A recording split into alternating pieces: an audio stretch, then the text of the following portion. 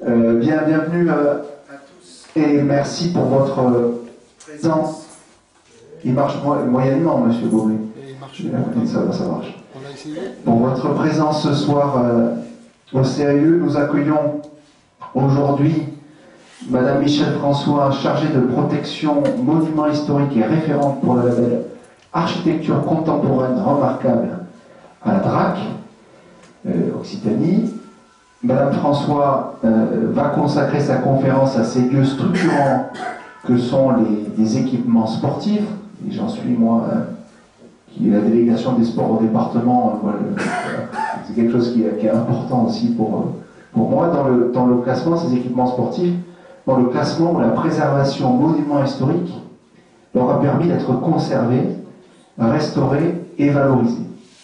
Au-delà de l'intérêt historique, c'est aussi leur valeur artistique, c'est trop fort, leur valeur artistique et leur importance technique ou scientifique, pour reprendre les textes, qui fait que s'effectue un sauvetage culturel parfois complexe face d'abord aux défis techniques de restauration, ensuite à la nécessité de s'adapter aux nouvelles exigences environnementales, et enfin en termes de préservation de leur fonctionnalité. En cette année olympique, où la dimension sportive est comme condition d'une bonne santé physique et mentale est depuis longtemps avérée, les politiques sportives territoriales sont paradoxalement mises à mal, risquent de l'être, par un plan d'économie sacrifiant les investissements des collectivités. Et c'est une question qui va se poser à toutes les collectivités de la République. Et pourtant, euphorie, communion, souvenirs, apprentissage, découverte, confiance en soi, les images, souvenirs et expériences que ces équipements suscitent ou génèrent sont multiples.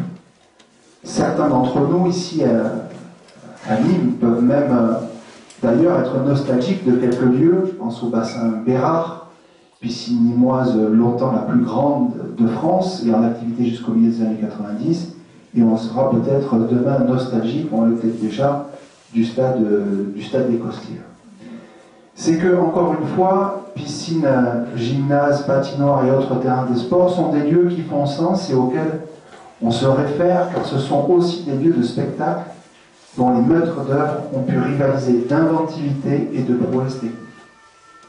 Sans aucun doute, les édifices architecturaux retenus pour la présentation de ce soir ont suscité de tels sentiments d'appartenance.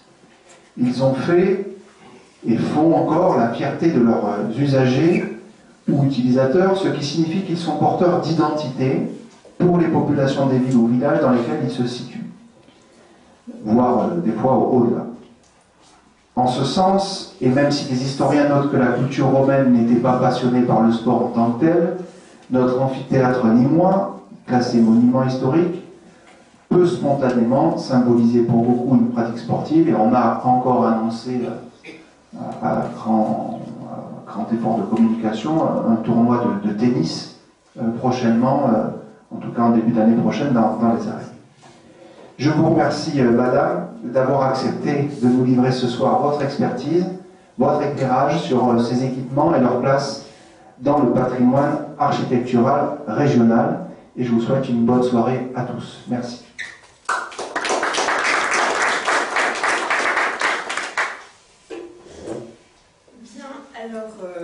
Donc je travaille à la DRAC, ou à la Direction régionale des affaires culturelles, donc au service du préfet de région, au service du ministère de la Culture, qui vous voyez sur les beaux logos. Vous m'entendez? Vous m'avez entendu quand même, non? Fort, non? Ouais. Et donc, si... Oui, d'accord. Si je parle dedans, alors. Donc à la DRAC, il y a un service qui s'appelle la conservation régionale des monuments historiques, qui s'occupe, comme son nom l'indique, des monuments historiques, et dans lequel il y a un volet protection, c'est-à-dire avant que le monument devienne historique, il faut faire un dossier pour l'inscrire ou le classer. Et puis, je m'occupe de ça sur 3 départements. Et puis, par ailleurs, il y a ce label qui s'appelait avant Patrimoine du XXe siècle. Vous en avez dû en entendre parler. En 2016, de 2000 à 2016, c'était Patrimoine du XXe siècle, jusqu'à ce qu'on s'aperçoive que là, le XXIe siècle était déjà là. Donc en 2016, il est devenu label architecture contemporaine remarquable qu'on simplifie en ACR. Alors, donc, moi, ce que je vais vous parler du sport, parce que, évidemment, à l'approche des Jeux Olympiques, il y a eu une floraison d'ouvrages, enfin, un certain nombre d'ouvrages importants sur le sport, puisque... Ah, ça diffuse tout seul. Alors, en particulier, celui que vous avez à gauche, Les sports en France de l'Antiquité à nos jours, qui a été publié par Franck Delorme aux éditions du Patrimoine en 2023. Un numéro spécial de Monumental également, et puis un carnet d'architecture sur l'architecture olympique. Donc, les historiens de l'architecture sont penchés sur les édifices sportifs français, et Franck Delorme, dans son ouvrage, là, dit juste, alors il file la métaphore sportive en disant qu'il y a des trous dans la raquette au niveau de la protection de ce type d'architecture.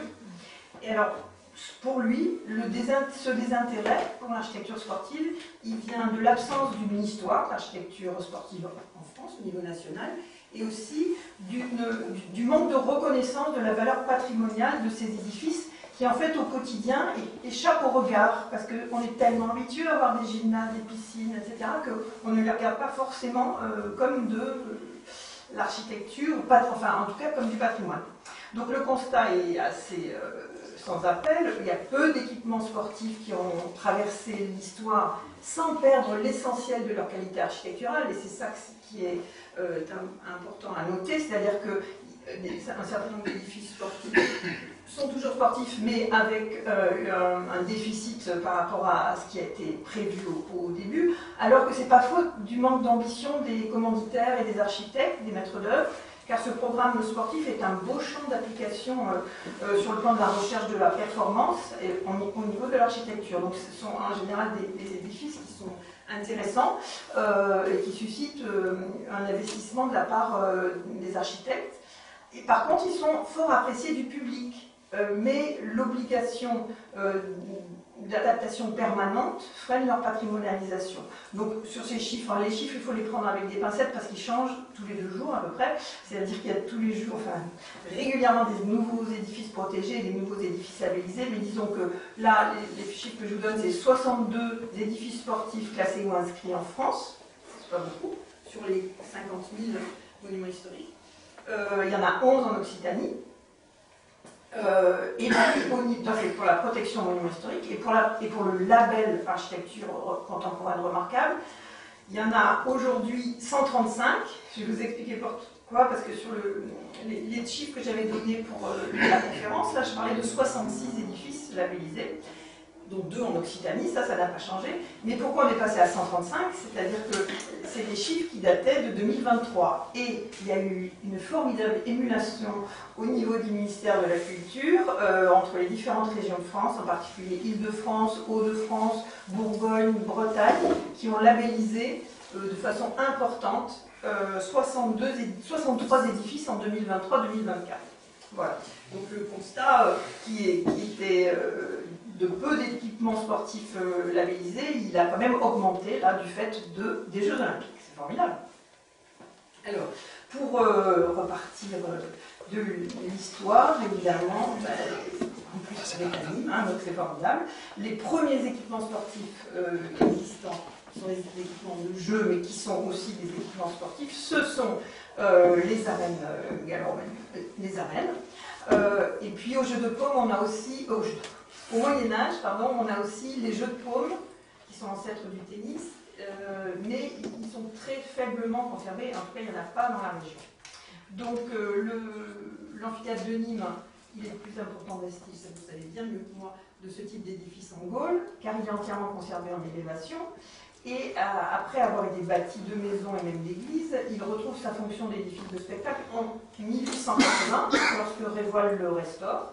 Et à ce moment-là, il redevient arène pour 24 000 spectateurs, avec un plan en ellipse qui est assez exceptionnel, de 133 mètres sur 101 mètres. Donc c'était des proportions très importantes. Et puis, ensuite, dans les lieux de sport, et qui sont des lieux vraiment caractéristiques de la région, les plans de théâtre, les arènes de Bouvines, en fait. Donc il y en a 7 aujourd'hui, arènes de Bouvines, dans l'ex-région Languedoc, qui ont été inscrites au titre des monuments historiques. Elles sont principalement situées dans l'est de l'Hérault et dans le sud du Gard, où chaque village quasiment possède des arènes, traditionnellement implantées sur la place centrale. Alors dans les années 1990, devant la menace de déplacement des arènes à l'extérieur des villages, qui mettait en péril le caractère convivial des courses, la sociabilité des villages, la DRAC du Languedoc-Roussillon à l'époque, avec le service des monuments historiques et le service de l'ethnologie, avait confié à Frédéric Sommade, un ethnologue spécialisé des pratiques tauromachiques, une étude sur les arènes et les lieux de Bouvines en Languedoc en vue d'une protection qui a abouti. Alors sur les 70 arènes en activité qu'il avait recensées, 7, comme je vous l'ai dit, ont été protégées au titre des monuments historiques. Alors sur l'image de gauche, on voit les fameux, comment on appelle ça, pas les théâtres d'Aigues-Mortes, les théâtres, parce qu'en fait, je pense que vous le savez mieux que moi, dans les premières arènes étaient traditionnellement implantées sur la place centrale. C'était simplement des charrettes qui étaient mises bout à bout, sur lesquelles les villageois s'installaient. Bon, et ça délimitait une piste. Finalement, aux charrettes ont succédé les théâtres, comme ceux qui subsistent encore à Aigues-Mortes, qui sont en fait des objets qui se déplacent au moment des courses.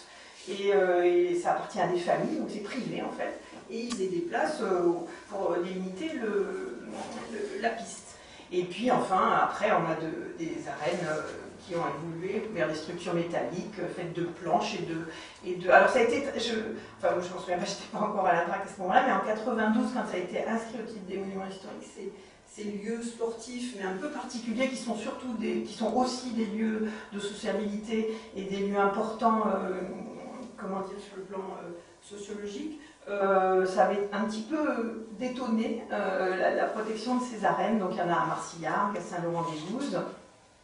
Et puis, on va parler un peu de ce qui se passe de l'autre côté de notre grande région Occitanie, puisque, bon, moi je travaille sur le Languedoc-Roussillon, mais de l'autre côté, sur le site de Toulouse, ils ont aussi protégé une autre forme de la tauromachie, les arènes de la course landaise.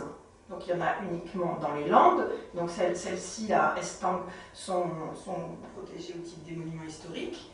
Donc en fait la course est assez différente puisqu'il ne s'agit pas d'attraper la cocarde, mais de sauter, de faire des sauts acrobatiques et fantastiques par-dessus les vaches. Voilà. Et enfin, puisqu'on est encore dans les arènes, à Béziers, on a récemment, en 2015, inscrit les arènes de Béziers. Évidemment, c'est des arènes du 19e, construites par une dynastie d'architectes très connue sur Montpellier, sur Béziers et sur Perpignan, qui s'appelle les Carlier. Et en particulier Léopold de Carlier, qui entre 1897 et 1901 a édifié ces arènes où est mêlée la brique, la pierre de taille, le ciment armé, et qui sont en fait une construction qui est transitoire avant le tout béton qu'on va employer ensuite dans l'architecture moderne. Alors elles témoignent aussi. Alors, elles n'ont pas été inaugurées par une manifestation sportive, mais par une manifestation lyrique, puisque c'était la création de Déjanire en 1898, sous la baguette de Camille Saint-Saëns, qui a inauguré les arènes de Béziers, qui aujourd'hui servent évidemment. Alors, moi je vais vous faire d'une part en fonction de ce que je connais, et puis en fonction de ce sur quoi j'ai travaillé, un petit survol, c'est bien de dire, avec ce centre de vol à voile, de pas mal d'édifices qui n'ont rien à voir, parce qu'entre les arènes de Bouvines, les amphithéâtres de Nîmes, et puis ce centre de vol à voile de la Montagne Noire, qui se trouve à la frontière entre la Haute-Garonne et l'Aude, à la Bessède ou l'Auragais, il a été inscrit en 2009 au titre des monuments historiques. Et c'est un lieu assez emblématique pour les pilotes toulousains, parce que c'est là que se sont formés au vol à voile, avant de devenir pilotes, un très très grand nombre de Toulousains qui ont ensuite travaillé comme pilotes. Donc c'est un lieu de formation, d'expérimentation et de record. Donc il a été actif de 1932 à 1980. Il est aujourd'hui désaffecté, mais il appartient à la communauté de communes locale et il est entretenu par une association pour la préservation du patrimoine aéronautique et la restauration des avions typiques. Et alors ce qui est très intéressant, c'est que sur ce site, qui en fait est composé de pistes, et puis alors évidemment il y a un système d'envol très, très important, hein, c'est très vaste, mais il y a aussi des hangars, et ces hangars sont des hangars Mistral. Ils sont construits en charpente de bois. Et alors en fait, c'était des hangars qui étaient déposés à l'aéroport de Blagnac par les Allemands dans les années 30 et qui ont été récupérés et remontés après la libération pour le club Vélivol de la Vaisselle de Roiguet.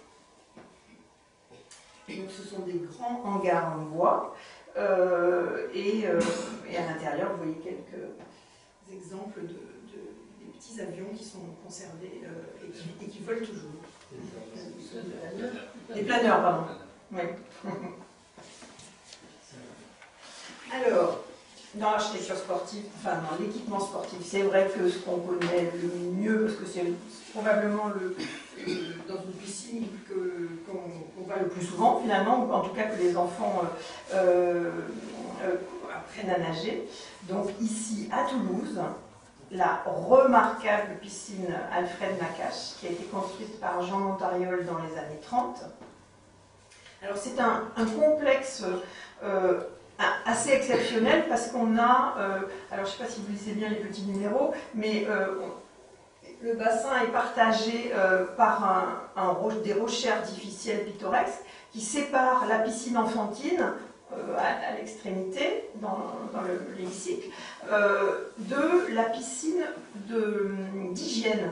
Et la piscine d'hygiène fait 150 mètres par 50 mètres de large, 150 mètres de haut. Donc c'est assez étonnant. Et de l'autre côté, on a une piscine sportive entourée de gradins, comme vous voyez tout en bas de l'image, qui, elle, fait 50 mètres par 16 mètres.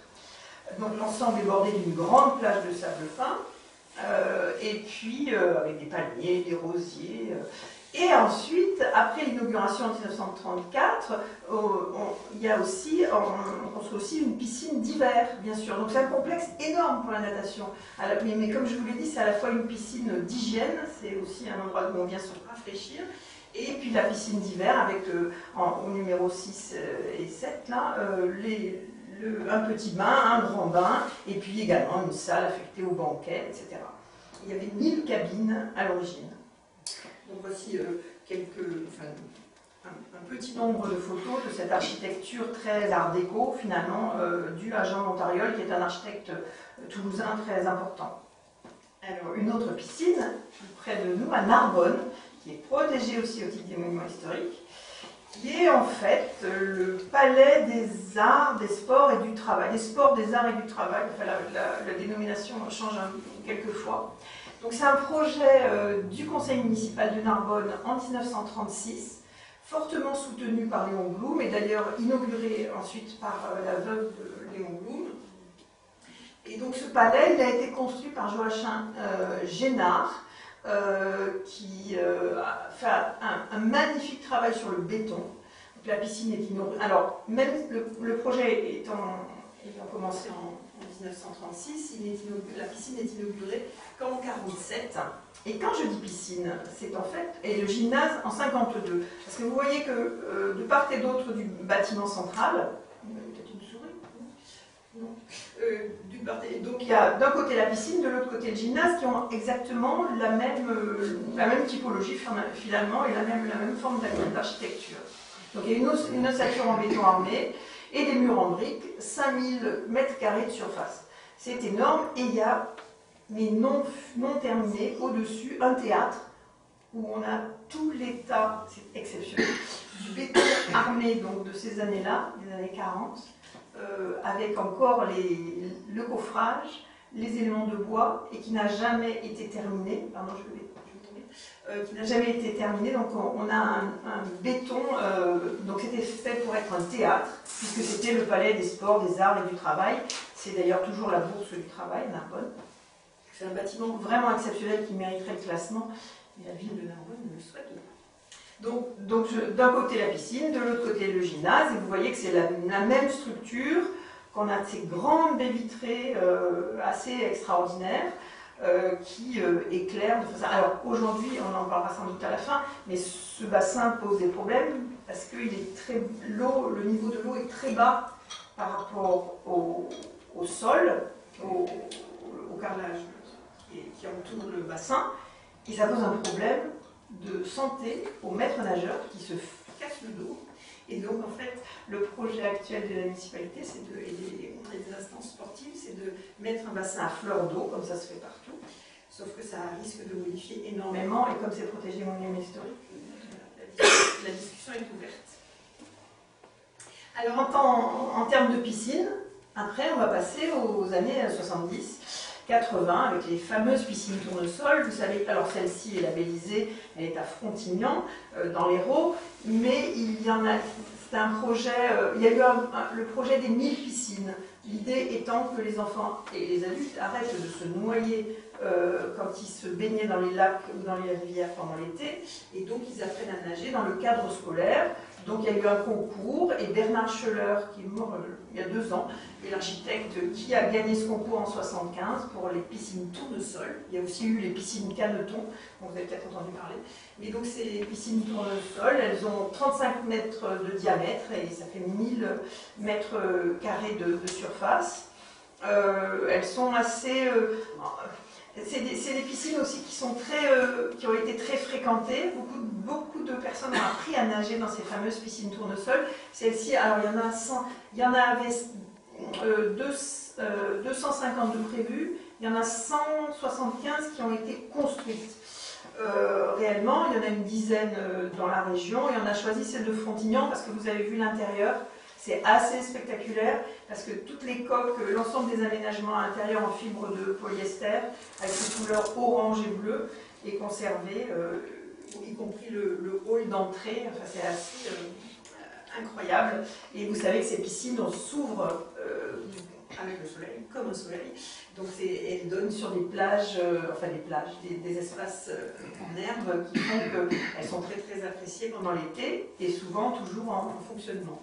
Donc ici on a les vestiaires avec leurs belles coques et tout le système de la piscine qui est... Alors la plupart du temps elles ont été modifiées au niveau de la voûte parce que c'est difficile dans une piscine de supporter le bruit. Donc voilà, il y a souvent eu des insonorisations, mais enfin dans le cas de celle-ci, c'est peu prégnant sur le plan visuel et architectural.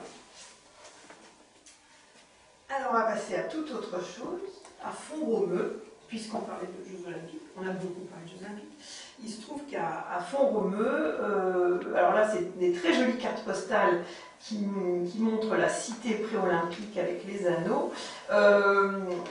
Le site de Font-Romeu, dans les Pyrénées-Orientales, donc tout en haut en Cerdagne, tout au bout de la vallée de la Tête. Ce site a toujours été fréquenté par les athlètes pour son climat, et sec et ensoleillé, pour les bienfaits de l'altitude. On est à 1850 mètres.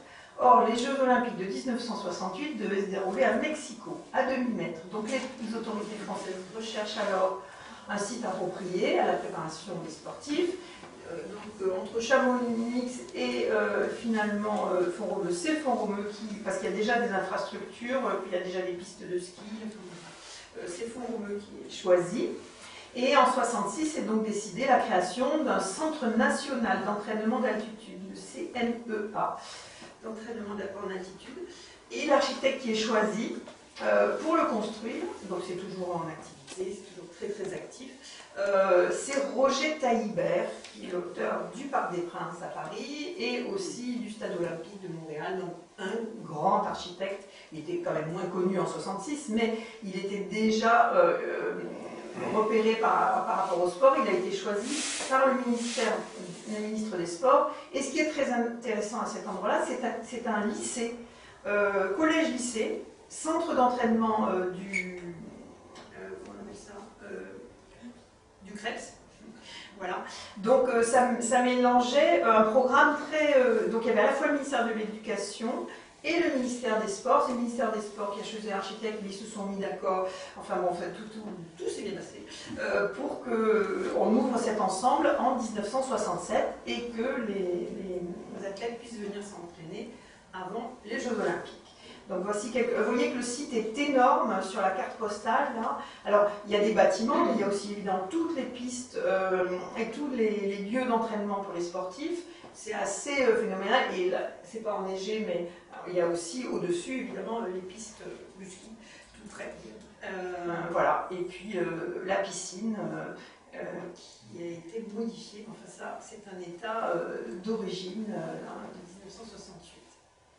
Alors, c'est un bâtiment qui est très étonnant dans les Pyrénées-Orientales et en Cerdagne, où l'architecture de schiste est quand même très marquante et très forte, l'architecture vernaculaire. Et là, ce bâtiment de 10, je crois qu'il y a 13 étages, je ne sais plus très bien. En tout cas, cette grande tour verticale était assez choquante.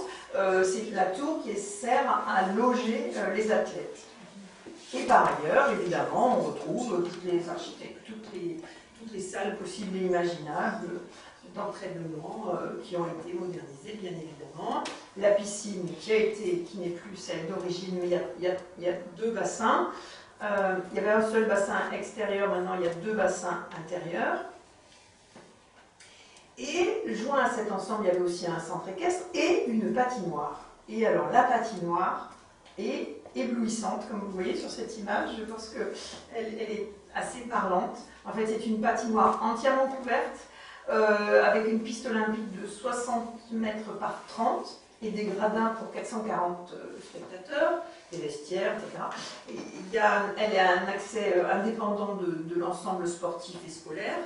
Elle est un petit peu plus dans la pente. Et puis, elle a surtout ce système assez exceptionnel de verrière au nord, parce que le soleil ne frappe pas d'une part sur la glace et non plus n'éblouisse pas les patineurs pendant qu'ils s'entraînent et qu'ils font leur... Et puis ce système très spectaculaire aussi, je trouve, très graphique, avec les toitures en triangle débordant, qui font brise-soleil, et puis des espèces de, je ne sais pas trop comment les appeler, de joues en béton, sur le côté ouest, pour éviter toujours pareil, l'ensoleillement de l'été. Et donc ces espèces de joues sont là pour faire brise-soleil, elles ne sont pas, comment dire, elles ne sont pas liées à la structure, elles sont juste posées là. Alors Taillibert l'a fait à dans un gymnase au niveau du bâtiment sportif aussi. Et voilà, donc c'est une piscine vraiment, alors moi le jour où j'y étais, il y avait les entraînements, donc elle fonctionne toujours, elle est d'ailleurs aussi ouverte à la population, mais c'est un bâtiment très remarquable. Et ce qui m'a paru aussi remarquable, c'est que vous voyez cette toiture, ces sous-faces de toiture, et ben c'est du contreplaqué. Et depuis 1968, bah, et pourtant c'est une patinoire quand même, au niveau thermique, c'est un peu complexe. Et là, alors ça tient toujours. On n'a qu'une peur, c'est que les propriétaires, c'est la région qui est propriétaire, veuille changer ce système. Mais c'est impressionnant de voir comment le contreplaqué. Et alors à Font-Romeu, moi je l'ai trouvé aussi dans une église. Les façades extérieures d'une église de la même période sont en contreplaqué, tout bête. Alors c'est peu coûteux. Et finalement, c'est extrêmement résistant, en tout cas à l'échelle d'un demi-siècle. Alors, quelque chose qu'on a trouvé. Alors, ce que je ne vous ai pas expliqué, c'est pourquoi est-ce que je vous parle de cette architecture sportive, mais en fait, il se trouve qu'en 2018, on a fait une étude, la DRAC a lancé une étude sur, d'abord, d'ailleurs à l'initiative du CAE du Gard en 2014 et 2015, il y a eu des labellisations sur Armand-Pellier, sur Massota, etc., que vous connaissez.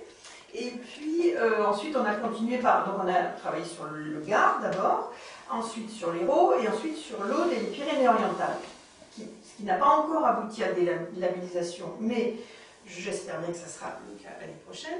Et donc on a travaillé à partir de la bibliographie de ce qui avait été publié dans les revues, dans les journaux d'architecture, dans les revues spécialisées, dans la presse locale, etc., pour essayer de faire un recensement de ce qui paraissait intéressant, déjà à l'époque, puis ensuite de ce qu'on repérait nous-mêmes. Et ce centre des sports de mer à Saint-Cyprien, il n'est absolument pas connu. Par contre, on a trouvé une publication, effectivement. Alors, c'est un bâtiment qui appartient au département et à une unité départementale scolaire et d'intérêt social, l'UD6.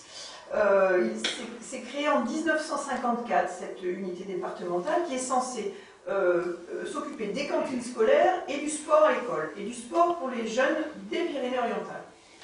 Donc, en lien avec la mer et la montagne, puisqu'évidemment, ils sont bien dotés dans ce département. Donc, ce centre départemental, il permettait la pratique de la voile sportive avec un internat. Et alors, le bâtiment de la vigie est tout à fait spectaculaire. Alors, c'est du béton. Les architectes ne sont pas connus, mais c'est un travail sur le béton. C'est très brutaliste. C'est assez spectaculaire. C'est peu visible parce qu'on ne le voit que quand on arrive en bateau. C'est assez caché ce bâtiment. Et alors, j'aime beaucoup la salle des pendus, là où on fait sécher les combinaisons. Et donc vous voyez qu'elle est complètement aérée par des claustras sur le côté, justement pour le séchage de ces fameuses combinaisons. Et c'est un bâtiment qui est excessivement utilitaire et excessivement fort au niveau de son architecture. Parce que là, même si je vous dis que ces architectes ne sont pas connus, ils ont quand même fait une œuvre assez éblouissante. Je ne sais pas si ça sera labellisé, mais je l'espère beaucoup. Alors, par ailleurs, je vous disais au début que les gymnases, tout le monde a vu des gymnases dans sa vie, hein.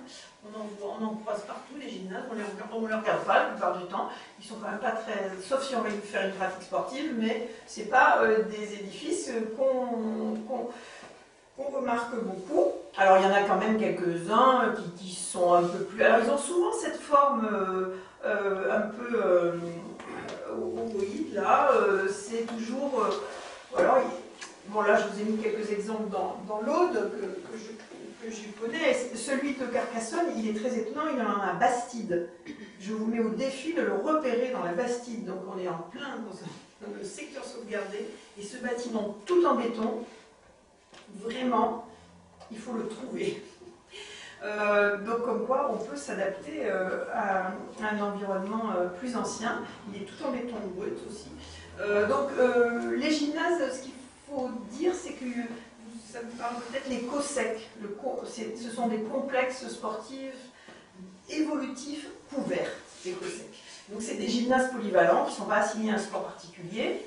Et c'est des installations qui sont très fréquentes dans les petites communes et dans les villes moyennes.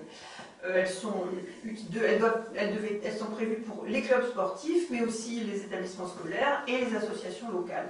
Donc il y a eu trois lois programmes pour les mettre en place. Une première loi en 61 qui définit les priorités, des foyers et des maisons des jeunes, des colonies de vacances, et puis des stades, des salles de sport, des piscines. Alors, en 5 ans, cette première loi programme de 61, elle va aboutir à la construction de 2300 terrains de sport et de 550 piscines.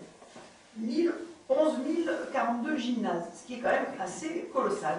En 66, on poursuit avec un deuxième plan quinquennal de 66 à 70.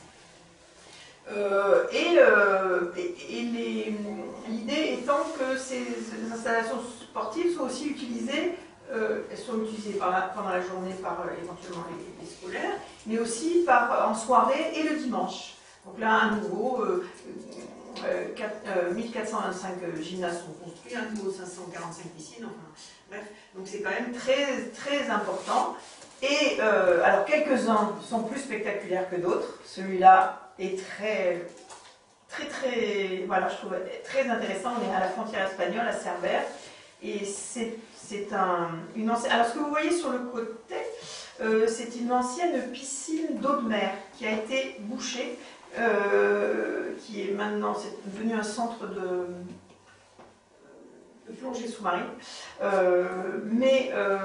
Voilà, ça a perdu un peu sa fonction de piscine d'eau de mer, auquel on a joint un gymnase. Donc, pour revenir au COSEC, c'est une opération qui était voulue, c'est un gymnase communal voulu par la commune dans le second plan quinquennal de 66-70, parce qu'en fait, à Cerbère, vous savez qu'il y a une gare internationale très très importante, et le stade municipal, à cause de l'extension de cette gare, a été supprimé.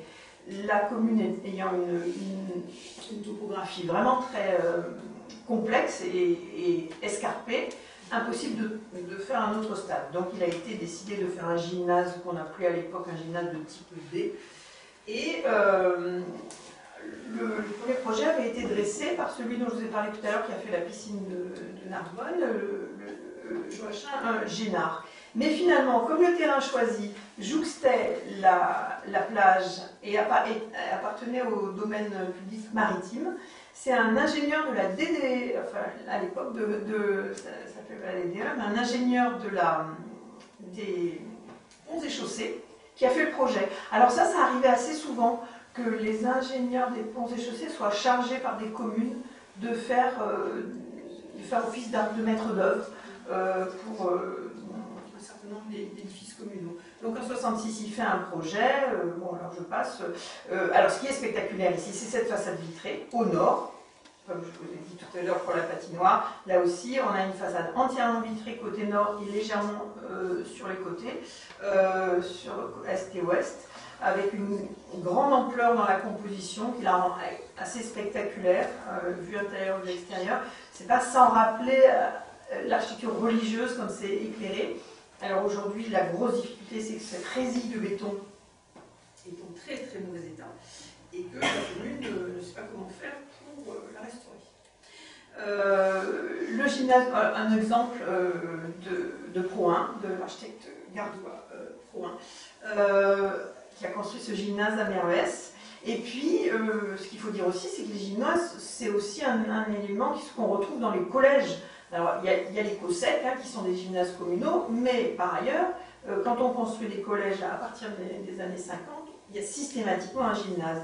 Alors, celui-ci a été labellisé en architecture contemporaine remarquable. C'est celui du Collège du Vigan, qui était une cité d'architecture, une cité scolaire mixte, qui est aujourd'hui la cité scolaire André Chanson. Alors, ce qui est amusant, intéressant ici, c'est qu'il y a cette frise sportive qui a été demandée dans le cadre du 1% artistique à une artiste et qui magnifie l'activité sportive qui se déroulait dans ce bâtiment, qui est un des bâtiments du collège mixte qui a été construit par Chabannes et Pierre Bon, qui sont des architectes gardois.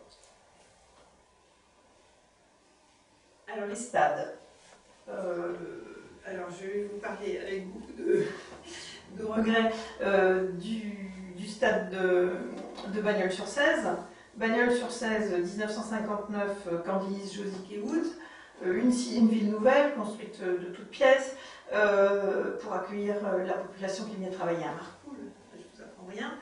Et puis il y a ces belles cartes postales ou ces publications qui nous montrent effectivement des installations sportives, et en particulier sous cette salle en forme de pyramide, qui a disparu depuis, parce que bien que ça ait été labellisé, le maire de Bagnols a choisi de démolir ce bâtiment qui était une salle de hand, etc. Bon, mais par ailleurs, il y a toujours les installations extérieures. Et c'est aussi pour ça que ça n'a jamais été énormément traité, l'architecture scolaire, sportive, pardon, parce que c'est souvent des installations qui n'ont pas... Enfin, le sport n'a pas forcément besoin d'architecture.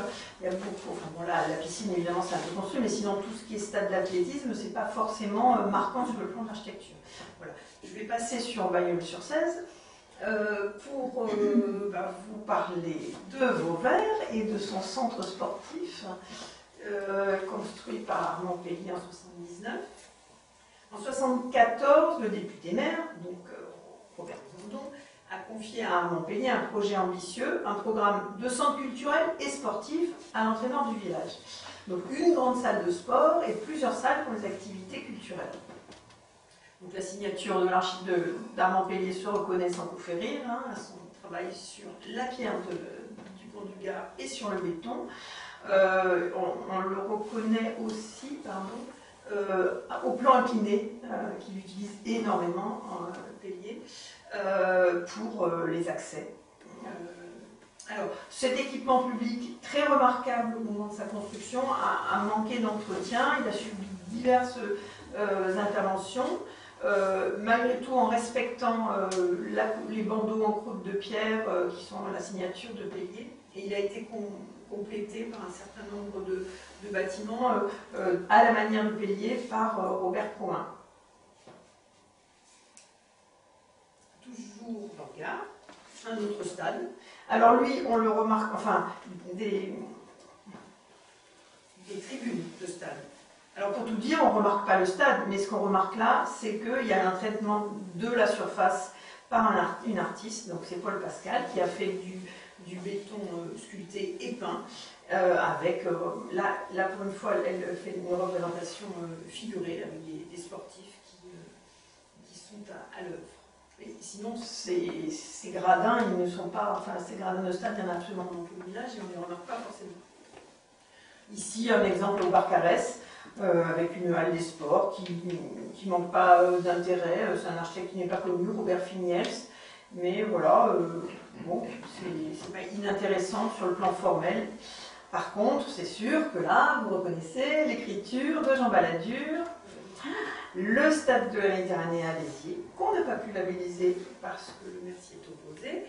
Mais voilà, c'est un stade vraiment... bon, là, on a le dessin qui est conservé à la cité de Chaillot, par Balladur. Ce stade, il a été construit dans un quartier neuf pour remplacer un ancien stade, celui de Sauclière, dans le quartier de la de la Devèze, dont Balladur d'ailleurs était l'architecte en chef. Alors vous savez que Balladur, il était tout près, il était à la Grande Motte, donc il était très très impliqué dans l'Hérault, et donc il a été choisi pour ce stade.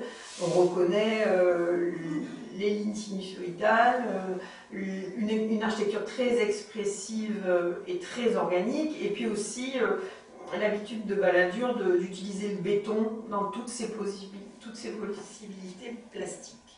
Voilà, donc c'est un édifice assez emblématique, avec des tribunes dont la forme... Et alors, l'ensemble rappelle la forme d'un ballon de rugby. Les façades sont comme des voiles gonflées. Enfin voilà, c'est très puissant au niveau visuel en tout cas. D'autres images. Les deux tribunes qui sont différentes. Là, on est là où il y a les chaises, on est dans la tribune d'honneur face à l'autre tribune, avec des vues assez spectaculaires. Et puis ce travail sur le... Alors évidemment, la conception est liée au climat, puisqu'il faut éviter que le vent ait une incidence sur le jeu. Donc alors Jean Balladur, il sait faire ça, puisqu'à la Grande Motte, il a fait tout son travail sur le peigner le vent pour qu'on puisse vivre dans un endroit aussi difficile que ce bord de mer, qui était complètement soumis donc au vent et aux embruns et au sel. Donc il fait des élévations avec beaucoup de percées et pour dissiper la force du vent. Et donc voilà, c'est des voûtes inversées, des voiles de béton incurvées qui rappellent aussi les vélums des amphithéâtres antiques. Et puis je vais terminer par quelque chose que vous connaissez bien, sur lequel je ne vous dirai pas énormément de choses, mais bon voilà, ce stade des Costières, on ne l'a pas retenu pour le label quand on a fait le travail sur le Gard, ça n'a même pas été évoqué, d'ailleurs c'est sans doute une erreur. Donc c'est Vittorio Gregotti et Marc Chos qui a été l'architecte d'opération, 1989. Alors il y a 4 tribunes indépendantes, bon, c'est un stade qui a des allures. Alors 4 tribunes indépendantes avec des bâtiments qui marquent les angles. Donc chaque plot accueille des locaux et des équipements annexes. C'était un programme très ambitieux avec un stade de foot et de rugby, 20 000 places, dont 11 000 couvertes, un stade annexe, une salle de gymnastique, un centre omnisport. Enfin, voilà, un projet assez spectaculaire. Bon, c'est vrai que Gregotti, il est connu au même moment, il a construit le stade de Gênes, avec lequel il y a vraiment des ressemblances au niveau de la forme. Bon, du plan, c'est assez spectaculaire. Pour le stadium de l'Olympique Stadium de Barcelone, c'est moins évident. Il a aussi construit plus récemment les stades de Marrakech et d'Agadir. Donc voilà, c'est un grand spécialiste de l'architecture sportive. Et puis, il a construit aussi, le même architecte a construit aussi le Parnasse, Palais des Sports de Nîmes, voilà, qui est construit pour accueillir les Jeux méditerranéens en 1993, avec une capacité de 3391 places assises et une extension à des places debout. Voilà, c'est un bâtiment qui sert beaucoup pour le hand, je crois. Pas particulièrement, mais je voulais terminer sur un édifice nîmois, puisque c'était la commande du CAUE, en pensant que ça vous intéresserait particulièrement. Voilà. Merci beaucoup.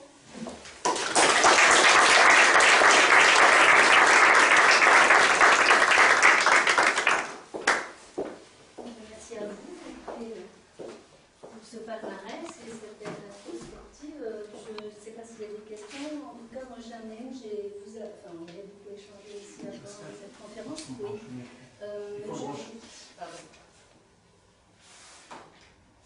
Vous avez parlé de la ville de Narbonne, qui n'était pas chaude pour que son gymnase soit classé.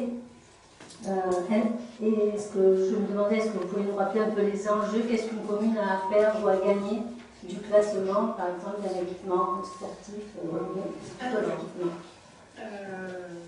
L'inscription ou le classement au titre des monuments historiques, c'est à peu près la même chose, avec un peu plus de contraintes au niveau du classement. Mais un édifice, quand on dit qu'un édifice est protégé au titre des monuments historiques, c'est qu'il est soit inscrit, et l'inscription se prend au niveau régional, soit classé, et le classement se prend au niveau national. Il faut que l'édifice ait un intérêt national, ce qui est le cas du Palais des Sports de Narbonne.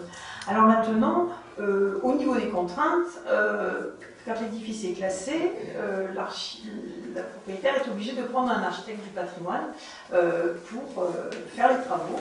Et donc, il arrive souvent que ce soit un petit peu jugé comme plus contraignant, mais par contre, les subventions de l'État sont beaucoup plus importantes puisque c'est 50% dans le cadre d'un classement, alors que c'est 20, 25 dans le cadre d'une inscription. Ça, c'est au niveau des contraintes et des avantages. Je ne sais pas si j'en ai d'autres, mais oui.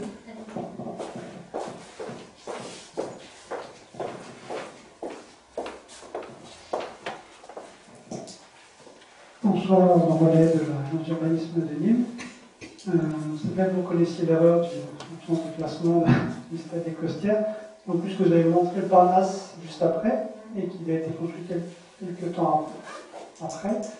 Et en fait, il a été conçu dans un ensemble, un Parnasse, stade des Costières, avec des aménagements qui allaient avec.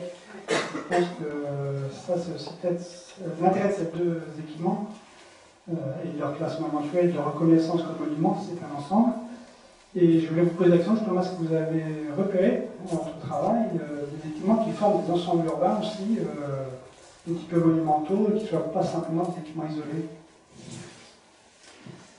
À Font-Romeu, la cité pré-olympique, enfin le centre d'entraînement, c'est énorme, c'est un ensemble. Alors c'est urbain sans lettres, puisque c'est à l'écart de la ville de Font-Romeu, mais c'est vraiment un ensemble très très important. De toute manière, ces équipements sportifs, à partir du moment où il y a des terrains d'entraînement extérieurs et des bâtiments, alors c'est souvent des ensembles. Alors la piscine Nakache que je vous ai montrée de Toulouse, elle est sur une île au milieu de la Garonne qui s'appelle l'île du Ramier, et là aussi il y a un urbanisme. Alors ça a été prévu dans les années 30 pour être un lieu de villégiature, c'est un lieu de loisirs absolument, et puis de rafraîchissement pour les Toulousains, puisque donc c'est une île qui est entourée des bras de la Garonne, et que donc il fait frais, c'est très agréable, très verdoyant. Donc là aussi il y a une notion d'urbanisme importante, voilà, il y a toujours la plupart du temps quand même un projet urbain, parce que les municipalités ne se lancent pas dans des constructions comme ça sans réfléchir à l'emplacement. Alors aujourd'hui par exemple, on est en train de travailler sur des labellisations de collèges et de lycées. Et il y a toujours des aménagements sportifs.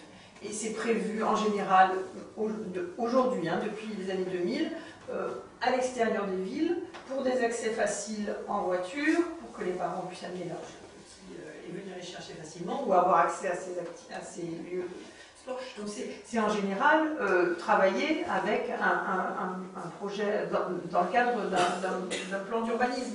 Maintenant, c'est pas toujours traité. Alors quelquefois c'est pas traité sur le plan paysager, parce qu'on construit vite et qu'il n'y a pas tout. Et qu'ensuite on peut aussi, ce qui arrive fréquemment, rajouter des bâtiments. On s'aperçoit que voilà, il y a une évolution très très rapide dans les 5 ans, les 10 ans. On s'aperçoit que les équipements construits ne sont pas suffisants, on agrandit, on modifie. Voilà. C'est aussi pour ça que, à la différence d'autres typologies d'architecture, ça a été assez peu protégé ou labellisé, parce qu'on est dans un... C'est comme les hôpitaux. L'architecture hospitalière, on comprend bien qu'il faut la laisser évoluer, parce que sinon on risque d'être mal soigné. Donc voilà, on s'attaque rarement. Les monuments historiques ne se lancent pas dans des protections d'hôpitaux en fonctionnement. On va protéger les hôpitaux qui ne sont plus en activité. Mais que ça soit... alors, l'architecture scolaire, l'architecture hospitalière, l'architecture sportive, ce sont vraiment le type d'équipement qui est soumis à des évolutions pour lesquelles la protection monument historique serait contraignante. Voilà. Alors évidemment, il y a des municipalités ou des propriétaires qui vont être partants. Il y a quand même plusieurs lycées ici qui sont protégés de monument historique. Mais voilà, c'est quand même complexe. Et en plus, là, avec les considérations environnementales, ça devient vraiment la quadrature du cercle. Allez, bonsoir. Il y a une évolution depuis pas mal d'années maintenant de multifonction des équipements sportifs. C'est-à-dire qu'on n'utilise pas plus seulement pour du sport, pour des matchs, etc. Mais le meilleur exemple, c'est le Palais des Sports à Paris, qui accueille des concerts, des matchs de basket, etc. Est-ce que cette prise en compte de cette évolution a une incidence sur le classement, sur la manière de gérer un projet? Alors, comment dire, en général, c'est prévu d'emblée. D'emblée, le commandage demande à ce que l'équipement soit polyvalent, parce que, évidemment, le coût sera moins important. Et la protection monument historique là-dessus, si elle intervenait, je veux dire, c'est pas vraiment un souci, on s'adapte enfin, je veux dire, les monuments historiques ont pour objectif de conserver des bâtiments, mais pas de les empêcher de fonctionner. Donc voilà, s'il y a différentes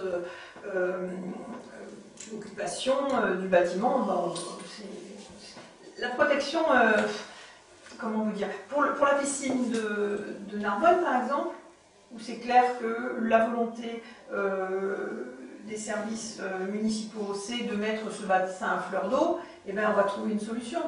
On va leur demander d'essayer de conserver les sols entourant le bassin qui sont des sols d'origine. Mais voilà, il faut trouver une solution pour que l'édifice continue à fonctionner. Donc, je ne sais pas si je réponds à votre question.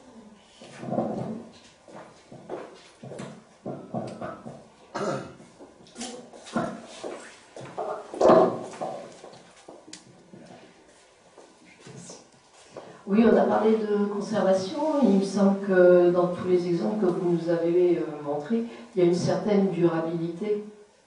Est-ce que c'est toujours d'actualité aujourd'hui? On a terminé sur le stade des Costières, qui date de 89. Est-ce qu'une protection aurait pu apporter quelque chose? Est-ce que c'est dans l'air du temps de construire pour démolir? Alors, quand ils lisent, par exemple, l'architecte de beaucoup de choses, mais entre de Bagnols, il était architecte en chef de la mission Racine, donc aussi par rapport aux constructions de bord de mer, il disait toujours que l'architecture c'était fait pour être éphémère. Donc voilà, et que ça disparaissait finalement. Voilà, bon, ça c'est un point de vue. Maintenant, l'architecture sportive, c'est clair qu'elle peut être éphémère. Après, il suffit qu'il y ait quelqu'un qui demande la protection du monument historique. Hein. Vous savez, qu'il y a une volonté. Parce que le stade des Costières, personne n'a dit « Oh, bah, finalement, ce truc de Grigotier est intéressant », mais personne ne l'a dit. Donc, après, c'est pas que je vous suggère de le faire, hein, mais la protection de monuments historiques, elle n'est pas de soi, elle est pas. Il faut qu'il y ait quelqu'un qui dise, mais c'est intéressant et c'est à conserver. Alors on ne peut pas tout conserver, ça c'est bien clair, mais il faut qu'il y ait une mobilisation et puis, alors c'est pas obligé que ça aboutisse. Hein. Il peut y avoir des tas d'influences contraires et qu'on n'aille pas vers une protection, mais il faut que ça soit, c'est un peu ce qu'on disait par rapport au sport, il faut que ça soit saisi par la population comme un élément identitaire. Si dans un village tout le monde se dit ah, mais, la piscine sur le sol, mais c'est pas dans les villages en général, ou le gymnase, mais c'est fondamental parce qu'on est tous allés faire du sport au gymnase, et c'est un élément identitaire. Et ben voilà, après les associations sont là pour suggérer aux élus que peut-être on peut conserver, mais il n'y a pas d'a priori en fait. Ça interroge quand même sur la structuration des protections des monuments historiques, parce que vous renvoyez ça, après vous êtes pris dans votre exercice de conférencière et de fonctionnaire de l'État avec un devoir de réserve, mais bon, finalement, là, cet équipement public qui porte une grande signature, qui est très récent, moi, ce qui me surprend, c'est que finalement, l'État regarde la situation sans intervenir, alors que, bon, à partir du moment où c'est classé, on a la moindre fenêtre à meneaux nécessite des interventions. Alors, c'est le système, hein, ce n'est pas vous qui êtes trop devant de ça, mais c'est quand même très surprenant quand même, et puis, enfin, ça m'interroge quand même sur la façon dont en France on protège ou on ne protège pas ce genre de truc, hein, parce que quelque part là c'est un peu le fait du prince. Alors le fait du prince municipal, voilà, ouais. Oui. Parce que c'est pas le fait du peuple. Oui, voilà. Alors il faut que vous sachiez, certainement, que dans la loi de 1913 sur les monuments historiques et dans le code du patrimoine qui a fait le relais, il est dit que n'importe qui peut se saisir, demander la protection du monument historique d'un bâtiment. Ce qui est quand même extraordinaire, c'est-à-dire que, et c'est vrai, on a des demandes très farfelues, de gens qui trouvent que bon, ce bâtiment il est intéressant et on devrait le protéger. Mais l'État se saisit rarement, sauf si... C'est sûr que il faut que quelqu'un signale que le bâtiment est intéressant. Sinon, alors, soit il y a des articles dans la presse et on va se dire, oh là là, quand même, là, ça bouge, mais bon, en même temps, l'État va difficilement à l'encontre. En plus, c'est un projet Bousquet, c'est un projet qui a été effectivement, mais avec quoi on pourrait comparer Fraîche et Antigone? Fraîche et Antigone, la mairie a demandé la labellisation Antigone. Hein. Bon, ils n'avaient pas l'intention de le démolir, hein, c'est pas tout à fait pareil. Mais je veux dire, ils se sont saisis, c'est absolument la commune de Béziers et son stade de Balladur qui, alors là, lui, franchement, c'est une splendeur, que ça irait facilement au classement. Et ben, il dit non. On se débrouille très bien avec ça, on n'a pas besoin d'une protection monument historique. Donc, contrairement à ce que croient les gens, alors c'est vrai, comme vous dites, une fois que c'est classé, il y a des contraintes, mais c'est pas du tout, c'est pas quelque chose qui va de soi, la protection.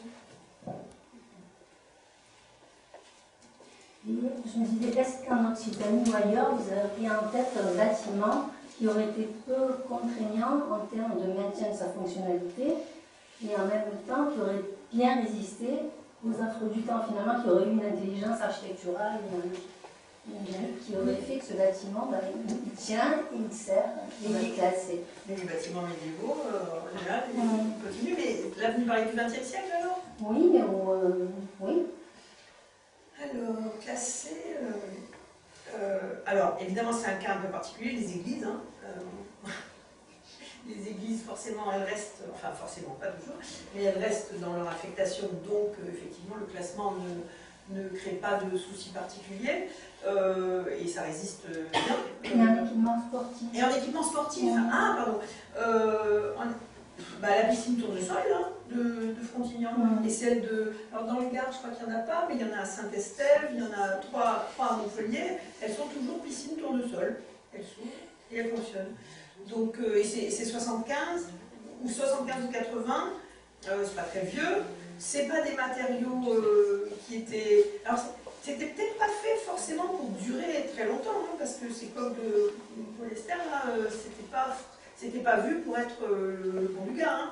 C'était des lieux où on allait apprendre à nager aux gens, qui étaient très fonctionnels.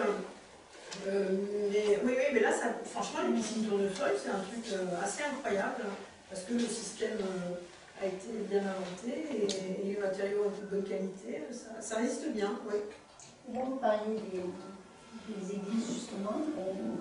Il y avait comme information à la télé il y a quelques mois le fait des églises désacralisées qui étaient transformées en murs d'escalade, par exemple. Est-ce que vous voyez passer ce genre de projet aujourd'hui pour aller un peu plus dans l'air du temps? Alors, sur une église protégée monument historique en Occitanie, on ne l'a encore jamais vu, mais ça peut arriver. Non, mais par contre, il y a des églises qui sont désaffectées, qui sont protégées monuments historiques désaffectées, qui servent, c'est assez classique, hein, de lieux de concert ou de salles polyvalentes, ça oui, mais ça, pour le sport, par exemple, c'est un peu plus démocratique. Ah oui, dans un édifice religieux installé une salle d'escalade. Pas totalement, mais en partie, présenter ça au journal et effectivement, les enfants âgés dans ce lieu sont remarquables, pratiquer au lieu, parce que les salles d'escalade sont assez sordides. Enfin, ah oui, bon, c'est l'air en général, c'est moche. Donc là, effectivement, ça donne un attrait supplémentaire. Alors, sincèrement, on n'a jamais eu ce cas-là. Ça paraît pas impossible, si c'est désacralisé, qu'il n'y a plus de mobilier à l'intérieur, qu'il n'y a plus rien, que l'espace est complètement vide. C'est rarement le cas dans les églises, mais ça, je ne veux pas m'avancer, mais tout est possible. Tout est possible. Vous avez parlé des ingénieurs, préférés aux architectes parfois, parce que c'est souvent le cas, est-ce que c'est des exceptions pour les équipements sportifs? Pas forcément. Les villes, elles prennent des architectes, elles prennent des grands architectes, elles font des concours de toute manière pour sélectionner des agents d'architectes. Maintenant, quand je vous parlais d'un ingénieur, c'était sur Cerbère, qui est une toute petite commune, et puis en plus, c'était sur le domaine public maritime, donc c'était un petit peu différent. Mais non, il n'y a pas de préférence. Voilà, aujourd'hui, ça serait les architectes. Et justement, quelle est l'importance du don? Vous avez parlé par exemple de Paul Pascal tout à l'heure. Est-ce que qu'est-ce que ça rajoute, qu'est-ce que ça amène maintenant? Alors, alors, à l'origine ou maintenant, vous voulez dire? Maintenant, Ouais. pour la préservation. Oui, parce que ça c'est dans le stade de Maubert, je n'aurais jamais été le voir. Mais quand il y a Paul Pascal, voilà. En fait, c'est quand on connaît le corpus ou l'œuvre d'un architecte ou d'un artiste. Alors, on travaille beaucoup en ce moment à la DRAC sur le 1% artistique. Et alors, mais il y a des œuvres extraordinaires partout. Hein, alors, assez peu au niveau des établissements sportifs, mais dans tout ce qui est public et scolaire, il y a des œuvres partout d'artistes qu'on commence à connaître. Et donc, du coup, c'est sûr que ça sensibilise, mais Paul Pascal, il y a 20 ans, personne n'en parlait.